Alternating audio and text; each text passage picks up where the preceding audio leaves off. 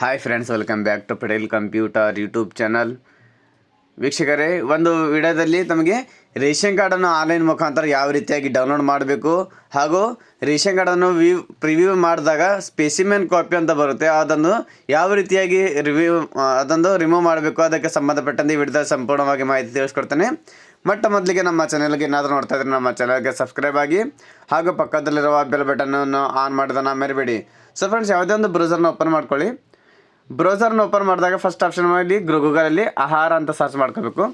ಆಹಾರ ಅಂತ ಸರ್ಚ್ ಮಾಡಿದ ನಂತರ ಇಲ್ಲೊಂದು ಫಸ್ಟ್ ಆಪ್ಷನ್ ಬರುತ್ತೆ, the department of food civil supplies ಅಂತ ಇದೆ. ಇದ್ರ ಮೇಲೆ ಕ್ಲಿಕ್ ಮಾಡೋಣ. ಇವೊಂದು ಕ್ಲಿಕ್ ಮಾಡಿದ ನಂತರ ಫ್ರೆಂಡ್ಸ್ ನೋಡ್ಬೋದು, ಇಲ್ಲಿ ಕರ್ನಾಟಕ ರಾಜ್ಯ ಸರ್ಕಾರದ ಒಂದು ಆಹಾರ ಒಂದು ಫುಡ್ ಡಿಪಾರ್ಟ್ಮೆಂಟ್ನ ಒಂದು ಆಫಿಷಿಯಲ್ ಆಗಿನ ಓಪನ್ ಆಗಿರುತ್ತೆ. ಇವೊಂದು ಆಫಿಷಿಯಲ್ ವೆಬ್ಸೈಟ್ ಇರುತ್ತೆ. ಇದರಲ್ಲಿ ಈ ಸ್ಟೇಟಸ್ ಅಂತ ಆಪ್ಷನ್ ಇರುತ್ತೆ. ಈ ಸ್ಟೇಟಸ್ ಮೇಲೆ ಕ್ಲಿಕ್ ಮಾಡ್ಕೋಬೇಕು. ಕ್ಲಿಕ್ ಮಾಡಿದಾಗ ನೋಡ್ಬೇಕು, ಇಲ್ಲಿ 3 ಆಪ್ಷನ್ ತೋರಿಸುತ್ತೆ. ಅಮೆಂಡ್ಮೆಂಟ್ ರಿಕ್ವೆಸ್ಟ್ ಅಂತಿದೆ, ಇದ್ರ ಮೇಲೆ ಕ್ಲಿಕ್ ಮಾಡಿ. ಅಮೆಂಡ್ಮೆಂಟ್ ರಿಕ್ವೆಸ್ಟ್ ಮೇಲೆ ಕ್ಲಿಕ್ ಮಾಡಿದಾಗ ಇಲ್ಲಿ 3 ವಿಭಾಗದಲ್ಲಿ ಇಲ್ಲಿ ಡಿವೈಡ್ ಮಾಡಿದ್ದಾರೆ. ಅದಕ್ಕೆ ನಿಮಗೆ ಬೆಂಗಳೂರು ರಿಜಿಯನ್, ಮೈಸೂರು ರಿಜಿಯನ್, ಕಲಬುರಗಿ ರಿಜಿಯನ್ ಅಂತ ಇದೆ. ಅದರಲ್ಲಿ ಯಾವುದನ್ನು ನಿಮಗೆ ಸಂಬಂಧಪಟ್ಟಿದ್ದನ್ನು ಆ ಒಂದು ವಿಭಾಗವನ್ನು ಸೆಲೆಕ್ಟ್ ಮಾಡಿ. ಸೆಲೆಕ್ಟ್ ಮಾಡಿದ ನಂತರ ಫ್ರೆಂಡ್ಸ್ ಇಲ್ಲಿ ನೋಡ್ಬೋದು, ಈ ಒಂಥರ ಒಂದು ಡ್ಯಾಶ್ ಬೋರ್ಡನ್ನು ಓಪನ್ ಆಗುತ್ತೆ. ಇದರಲ್ಲಿ ನಮಗೆ name of the ration card ಅಂತದೆ. ನೇಮ್ ಆಫ್ ರೇಷನ್ ಕಾರ್ಡ್ ಮೇಲೆ ನಮಗೆ ಇಲ್ಲಿ ಕ್ಲಿಕ್ ಮಾಡಬೇಕು. ಅಂದರೆ ಪಡಿತರ ಚೀಟಿ ವಿವರ ಅಂತ ಇದೆ. ಇದರಲ್ಲಿ 2 ಆಪ್ಷನ್ ಬರುತ್ತೆ, ವಿತ್ OTP, ವಿತೌಟ್ OTP ಅಂತ ಇರುತ್ತೆ. ವಿತೌಟ್ OTPಯಲ್ಲಿ ನಿಮಗೆ ರೇಷನ್ ಕಾರ್ಡ್ ಪ್ರಿಂಟ್ ಮಾಡೋ ಆಪ್ಷನ್ ಬರೋದಿಲ್ಲ. ಅದರಲ್ಲಿ ಡೀಟೇಲ್ಸ್ ಬರುತ್ತೆ, ರೇಷನ್ ಕಾರ್ಡ್ ಎಷ್ಟು ರೇಷನ್ ಬರುತ್ತೆ, ಏನೇನು ಅಕ್ಕಿ ಎಷ್ಟಿದೆ ಹಾಗೂ ಗೋಧಿ ಎಷ್ಟಿದೆ, ಇವೆಲ್ಲ ಡೀಟೇಲ್ಸ್ ಬರುತ್ತೆ. ಎಷ್ಟು ಜನ ಮೆಂಬರ್ಸ್ ಇದ್ದಾರೆ ಅದೆಲ್ಲ ತೋರಿಸುತ್ತೆ. ಸೊ ಇದರಲ್ಲಿ ವಿತ್ OTPಯಲ್ಲಿ ಎಲ್ಲ ಆಪ್ಷನ್ ಡೀಟೇಲ್ಸ್ ಆಗಿ ಇಲ್ಲಿ ಬರ್ಬೋದು. ಅದಕ್ಕೋಸ್ಕರ ಇಲ್ಲಿ ವಿತ್ OTP ಆದಮೇಲೆ ಕ್ಲಿಕ್ ಮಾಡೋಣ. ನಂತರ ಇಲ್ಲಿ ರೇಷನ್ ಕಾರ್ಡ್ ನಂಬರ್ ಎಂಟ್ರಿ ಮಾಡೋಕ್ಕೆ ಹೇಳುತ್ತೆ.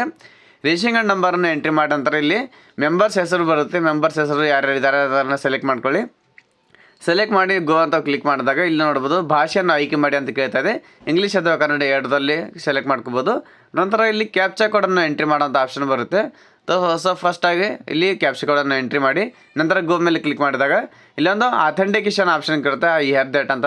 ಅಥೆಂಟಿಕೇಷನ್ ಎಸ್ ಅಂತ ಮಾಡಿ ನಂತರ ಇಲ್ಲಿ OTP ಅಥೆಂಟಿಕೇಷನ್ ಕೇಳುತ್ತೆ. OTP ಮೇಲೆ ಕ್ಲಿಕ್ ಮಾಡಿದಾಗ ನಿಮ್ಮ ಆಧಾರ್ ಕಾರ್ಡಿಗೆ ಲಿಂಕ್ ಇದ್ದಂಥ ಮೊಬೈಲ್ ನಂಬರ್ಗೆ ಒಂದು OTP ಬರುತ್ತೆ.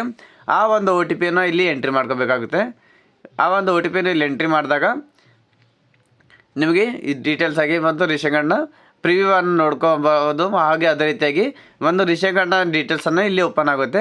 ಸೊ ಇಲ್ಲಿ OTP ಬಂದಿದೆ, OTPಯನ್ನು ಎಂಟ್ರಿ ಮಾಡೋಣ. ನಂತರ ಗೋ ಮೇಲೆ ಕ್ಲಿಕ್ ಮಾಡೋಣ.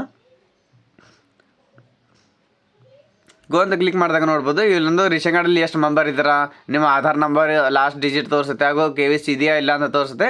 ಇಲ್ಲಿ ನಾವು ರೇಷನ್ ಎಷ್ಟಿದೆ ಅದನ್ನು ಕೂಡ ನೋಡ್ಕೋಬೋದು. ಸೊ ಇಲ್ಲಿ ರೇಷನ್ ಕಾರ್ಡ್ ಡೀಟೇಲ್ಸ್ ಮೇಲೆ ಕ್ಲಿಕ್ ಮಾಡೋಣ. ಕ್ಲಿಕ್ ಮಾಡಿದಾಗ ನೋಡ್ಬೋದು ಫ್ರೆಂಡ್ಸ್, ಇಲ್ಲಿ ನಿಮ್ಮ ರೇಷನ್ ಕಾರ್ಡ್ನು ಯಾವ ರೀತಿಯಾಗಿದೆ ಇಲ್ಲೊಂದು ಡ್ಯಾಶ್ ಬೋರ್ಡ್ನಲ್ಲಿ ನಿಮಗೆ ರೇಷನ್ ಕಾರ್ಡನ್ನು ಓಪನ್ ಆಗುತ್ತೆ. ನಂತರ ಫ್ರೆಂಡ್ಸ್ ಇಲ್ಲಿ ಸ್ಪೆಸಿಮೆನ್ ಕಾಪಿ ಅಂತದ್ದು ಅದು ಯಾವ ರೀತಿಯಾಗಿ ರಿಮೂವ್ ಮಾಡಬೇಕು, ರಿಮೂವ್ ಮಾಡಿ ಪ್ರಿಂಟ್ ತೊಗೋಬೇಕು ಅಂದರೆ Ctrl+Shift+I ಅಂತ ಸೆಲೆಕ್ಟ್ ಮಾಡಿ.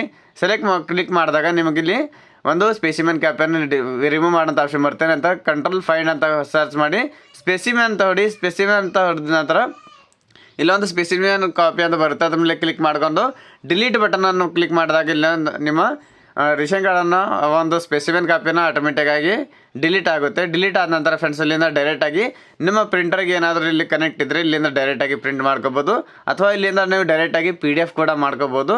ಇಷ್ಟು ಈಸಿಯಾಗಿ ನಿಮ್ಮ ಕಂಪ್ಯೂಟರ್ ಲ್ಯಾಪ್ಟಾಪಲ್ಲಿ ನೀವು ರೇಷನ್ ಕಾರ್ಡನ್ನು ಡೌನ್ಲೋಡ್ ಮಾಡ್ಕೋಬೋದು. ಅದೇ ರೀತಿಯಾಗಿ ಇಲ್ಲೊಂದು ರೇಷನ್ ಕಾರ್ಡನ್ನು ಇಲ್ಲಿ ಸ್ಪೆಸಿಮೆನ್ ಕಾಪಿ ರಿಮೂವ್ ಮಾಡ್ಬೋದು.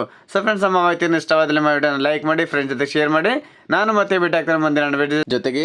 ಅಲ್ಲಿವರೆಗೂ ನಮಸ್ಕಾರ, ಧನ್ಯವಾದಗಳು.